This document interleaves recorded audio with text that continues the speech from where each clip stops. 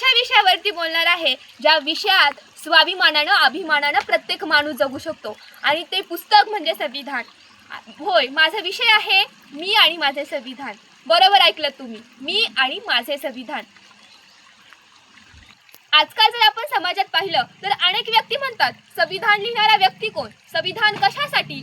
संविधान लिहिणाऱ्या व्यक्ती त्यांची जात लहानपणापासूनच अस्पृश्य होती, मग त्या समाजातील त्या लोकांनी फक्त त्याच समाजासाठी संविधान लिहिलं का, त्यांच्यासाठी संविधान लिहिलं का, तर नाही. जेवढं आपण संविधानाला प्राधान्य देतो त्याचबरोबर ज्यांनी संविधान लिहिलं असा महान व्यक्तिमत्व म्हणजे डॉक्टर बाबासाहेब आंबेडकर यांना आपण प्राधान्य दिलं पाहिजे. संविधान फक्त लोकशाही नाहीये तर लोकशाही आणि प्रत्येक नागरिकांना सन्मानानं स्वाभिमानानं जगण्याचं जे साधन आहे, साधन म्हणायला देखील काही हरकत नाही, ते म्हणजे संविधान आहे. ज्या काळात डॉक्टर बाबासाहेब आंबेडकरांचा जन्म झाला त्या समाजात त्या लोकांनी आम्हाला दिलेली हीन वागणूक, ज्या काळात आम्हाला खायला भाकरी, प्यायला पाणी आणि चालायला रस्ता मिळणं ही कठीण होतं, अशा दीन दलितांच्या व्यथा जाणून घेणारे डॉक्टर बाबासाहेब आंबेडकर, त्यांनी फक्त त्यांच्या जातीसाठी संविधान नाही लिहिलं. डॉक्टर बाबासाहेब आंबेडकरांच्या आयुष्यातील मला एक प्रसंग आठवतो. 9 महिन्याची एक पोटूशी बाई कामावरती मजुरी करत असताना अचानक तिच्या पोटात दुखू लागतं. डॉक्टर बाबासाहेब आंबेडकर हे लांबूनच हा प्रसंग बघत असतात. तर ती बाई त्या मालकाकडे जाते आणि त्या मालकाला म्हणते, साहेब मला घरी जाऊ द्या, मी 9 महिन्याची पोटूशी आहे, माझ्या पोटामध्ये वेदना चालल्या आहेत. पण तो विकृत असा साहेब म्हणायला काही हरकत नाही. तो विकृत साहेब जेव्हा त्या महिलेला म्हणतो की नाही, तू सकाळपासून तर आतापर्यंत केलेल्या कामाची मजुरी तुला देणार नाही, तू सगळं काम करूनच जायचं तरच तुला ते पैसे दिले जातील, नाही तर तुला अन्यथा पैसे दिले जाणार नाही. हा कसला अन्याय, हा कसला अत्याचार. जी स्त्री 9 महिने पोटीशी असून सुद्धा मजुरांसोबत मजुरीची कामं करते, त्या स्त्रीला का अधिकार दिला गेला नाही. डॉक्टर बाबासाहेब आंबेडकरांना हे बघूनच त्यांना इतका मनामध्ये त्याग आणि मनस्मृतीचं दहन का केलं डॉक्टर बाबासाहेब आंबेडकरांनी. तर एका ऋषीनं, एका विकृत बुद्धीच्या ऋषीनं बोलायला काही हरकत नाही. त्या ऋषीनं असं लिहिलं होतं की जो व्यक्ती ब्राह्मण म्हणून जन्म घेतो तो परमेश्वराच्या मुखातून जन्म घेतो, जो व्यक्ती सामान्य व्यक्ती म्हणून जन्म घेतो तो परमेश्वराच्या पोटातून जन्म घेतो, आणि जो व्यक्ती जातीने अस्पृश्य आणि शूद्र मानला जातो तो शूद्र व्यक्ती परमेश्वराच्या पायातून जन्म घेतो. आणि म्हणूनच त्या शूद्रांना, त्या अस्पृश्यांना आपण पायदळी तुडवायचं ही रूढी परंपरा त्या पारंगत असलेली त्या मनुस्मृतीमध्ये लिहिलं गेलं होतं. प्रत्येक स्त्री चूल आणि मूल ह्या 2 गोष्टी अडकून ठेवली होती. कोणती स्त्री आज सन्मानानं अभिमानानं जगू शकली नसती. मला अभिमान वाटेल माझ्या बाबासाहेबांनी केलेलं त्यांच्या आयुष्यातील कार्य, त्यांनी लिहिलेलं संविधानाचं पुस्तक म्हणायला काही हरकत नाही. आज आपल्या महाराष्ट्राच्या उपमुख्यमंत्री सुनेत्राताईजी पवार असतील, आपल्या राष्ट्रपती द्रौपदी मुर्मू असेल, अरे अभिमान नाही तर सन्मानाने सांगावं वाटेल की डॉक्टर बाबासाहेब आंबेडकरांनी तुम्ही केलेलं तुमच्या आयुष्यातील हे महान कार्य आज प्रत्येक स्त्री स्वाभिमानानं अभिमानानं आणि गर्वानं बोलतीये. आज प्रत्येक स्त्री अभिमानानं आणि गर्वानं बोलतीये. केली त्यासाठी त्यांनी त्यांच्या आयुष्यात अनेक हजारो पुस्तकं वाचली. असं म्हटलं जातं की जो व्यक्ती हजारो पुस्तकं वाचतो तो हजारो वर्षांचा अनुभव घेत असतो, आणि जो व्यक्ती वाचनापासून दूर राहतो तो फक्त एकच आयुष्य जगत असतो. माझ्या डॉक्टर बाबासाहेब आंबेडकरांनी हजारो पुस्तकं वाचून अनेक लोकांशी परिसंवाद करून एकच पुस्तक लिहिलं की त्या पुस्तकावरती आज अख्खा भारत देश चालतो, आणि तो भारत देश चालणारं पुस्तक म्हणजे माझं संविधान आहे. ते माझं संविधान आहे. हातात संविधान, मनात स्वाभिमान, लोकशाहीची शान, माझा भारत महान, माझा भारत मान. का हो, हा फक्त नाराज बोलायचा आणि संविधानाला प्राधान्य द्यायचं का? अहो, लोकशाहीची शान म्हणता ज्या दिवशी शेवटच्या माणसालाही न्याय मिळेल, अहो ज्या दिवशी शेवटच्या माणसालाही न्याय मिळेल त्या दिवशी मुलाला मुलीला समान हक्क मिळेल. जाती भेदाच्या भिंती जेव्हा कोसळतील आणि प्रत्येक भारतीय आपल्या भारतीय माणसाकडे जेव्हा माणूस म्हणून बघेल ना, तेव्हा संविधानाचा खरा सन्मान होईल, तेव्हाच आपल्या संविधानाचा खरा सत्कार होईल. आणि त्या संविधानासमोर एकदा नाही तर 1000 वेळा झुकायलाही प्रत्येक व्यक्तिमत्व थांबणार नाही, प्रत्येक व्यक्तिमत्व थांबणार नाही. अभिमानानं काय, स्वाभिमानानं म्हणल की जात धर्माच्या भिंती तोडून समानतेवरती विचार आला. अहो, जाती भेदाच्या भिंती तोडून समानतेवर विचार आला.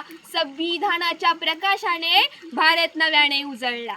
संविधानाच्या प्रकाशाने भारत नव्याने उजळला.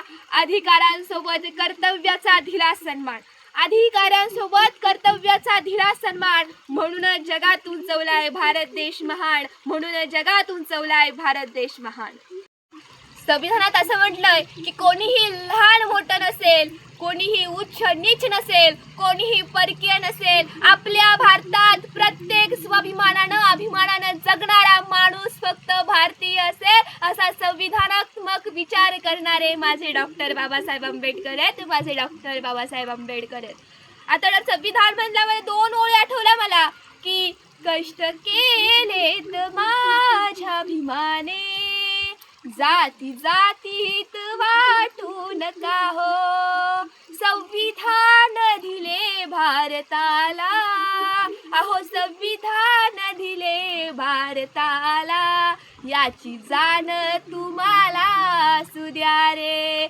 या दोन वाक्याच्या संविधानाची जाण तुम्हाला असेल ना, संविधानाची ताकद आणि लोकशाही आणि प्रत्येक नागरिकांमध्ये एक नवीन ऊर्जा निर्माण केलेलं व्यक्तिमत्व तुम्हाला समजल्याशिवाय राहणार नाही. आणि प्रत्येक माणूस संविधानाला प्राधान्य देईलच, पण त्या प्राधान्याबरोबर ज्या बापानं संविधान लिहिलं त्या बापाला बाप म्हणण्याची ताकद ठेवा. ही ताकद फक्त आणि फक्त संविधानात आहे.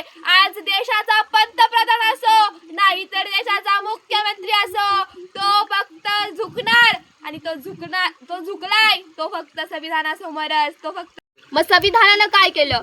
संविधानानं भारतीय नागरिकांना केवळ अधिकार दिले नाहीत, त्या अधिकारांसोबत कर्तव्याची जाणीव आणि लोकशाहीची जबाबदारी देखील दिली आहे.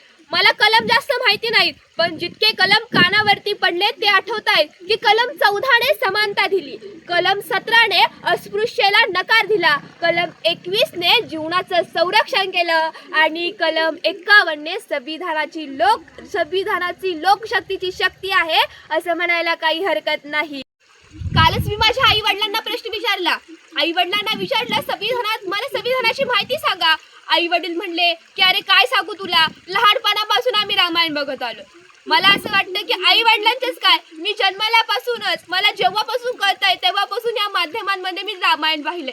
आता मला जर रामायण माहिती असेल, माझ्या आई वडिलांना जर रामायण माहिती असेल, दूरदर्शनावरती प्रत्येक माणसाला जर रामायण बघितलं असेल आणि त्यांना जर रामायण माहिती असेल, तर माझं स्वतःचं स्वमत असं आहे की प्रत्येक दूरदर्शनावरती प्रसार माध्यमातून जर संविधान पहिल्यापासून शेवटपर्यंत दाखवलं ना, तर प्रत्येक घराघरामध्ये, प्रत्येक घरातल्या माणसामध्ये आणि माणसाच्या मनामध्ये संविधान पिंजल्याशिवाय राहणार नाही आणि संविधानाची ताकद कळणार नाही. म्हणूनच दूरदर्शनावरती अजूनही वेळ गेलेली नाहीये, अजूनही पहिल्यापासून तर शेवटपर्यंत संविधान दाखवू शकतात.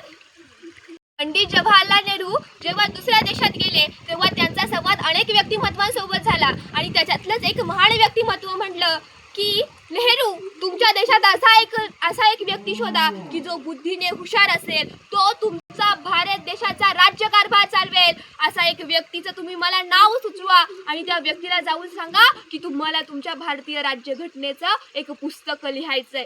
मग पंडित जवाहरलाल नेहरू विचार करू लागले आणि त्यांच्या मनामध्ये एक पटकन नाव सुचलं आणि ते नाव म्हणजे डॉक्टर बाबासाहेब आंबेडकर. मग ते भारत देशात परत आल्यावरती पंडित जवाहरलाल नेहरूंनी डॉक्टर बाबासाहेब आंबेडकरांना सांगितलं की हा प्रसंग सांगितला. तेव्हा डॉक्टर बाबासाहेब आंबेडकरांना एक जातीनं अस्पृश्य असलेला एक व्यक्ती कसा काय संविधान लिहेल तेव्हा नाही का कोणाला प्रश्न पडला. अनेक अडचणींना सामोरं जाऊन डॉक्टर बाबासाहेब आंबेडकरांनी 2 वर्ष 11 महिने आणि 18 दिवसात भारताचं संविधान लिहिलं.